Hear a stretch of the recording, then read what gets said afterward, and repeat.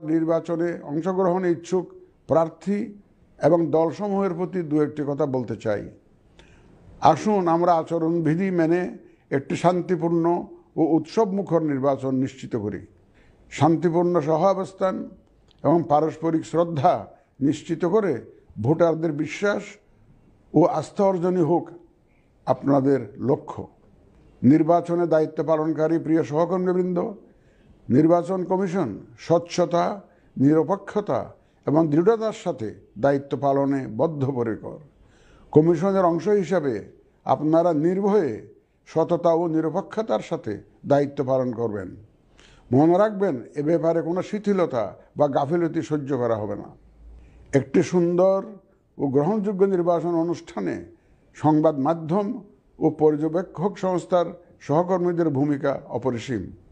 আপনারা স্বাধীনভাবে সর্বোচ্চ পেশাদারিত্ব, নিরপেক্ষতা ও বস্তুনিষ্ঠতার সাথে আপনাদের দায়িত্ব পালন করবেন, এটি আমাদের প্রত্যাশা। প্রিয় দেশবাসী, আমি এই পর্যায়ে নির্বাচনী তফসিল তথা নির্বাচন সংক্রান্ত সময়সূচি ঘোষণা করছি। আগামী 2026 সালের ফেব্রুয়ারি মাসের 12 তারিখ রোজ বৃহস্পতিবার 300 আসনে ত্রয়োদশ জাতীয় সংসদ সাধারণ নির্বাচন এবং একই সাথে জুলাই জাতীয় সনদ সংবিধান সংস্কার বাস্তবায়ন আদেশ 2025-এর উপর গণভোট অনুষ্ঠিত হবে। ত্রয়োদশ জাতীয় সংসদ নির্বাচনের জন্য মনোনয়নপত্র দাখিলের শেষ তারিখ আগামী 29 ডিসেম্বর 2025 রোজ সোমবার। মনোনয়নপত্র বাছাই হবে আগামী 30 ডিসেম্বর 2025 রোজ মঙ্গলবার হতে 4 জানুয়ারি 2026 রোজ রবিবার পর্যন্ত। রিটার্নিং অফিসারের আদেশের বিরুদ্ধে কমিশনে আপিল দায়েরের শেষ তারিখ 11 জানুয়ারি 2026 রোজ রবিবার। কমিশনে দায়েরকৃত আপিল নিষ্পত্তির তারিখ 12 জানুয়ারি 2026 রোজ সোমবার থেকে 18 জানুয়ারি 2026 রোজ রবিবার পর্যন্ত। প্রার্থিতা প্রত্যাহারের শেষ তারিখ 20 জানুয়ারি 2026 রোজ মঙ্গলবার।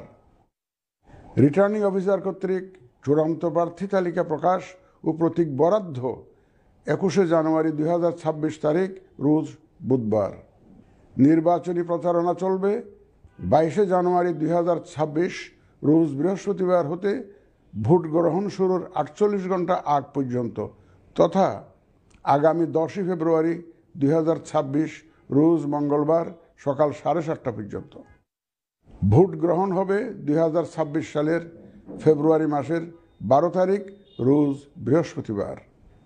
নির্বাচন প্রক্রিয়ায় সকল রাজনৈতিক দল ও প্রতিদ্বন্দ্বী প্রার্থী সহ ভোটারদের আন্তরিক অংশগ্রহণ ও সক্রিয় সহযোগিতা কামনা করছি। সকলের প্রতি আমার আহ্বান, আসন্ন ত্রয়োদশ জাতীয় সংসদ নির্বাচন ও গণভোট সফল করে আমাদের গণতান্ত্রিক অগ্রযাত্রায় ঐতিহাসিক ভূমিকা রাখুন।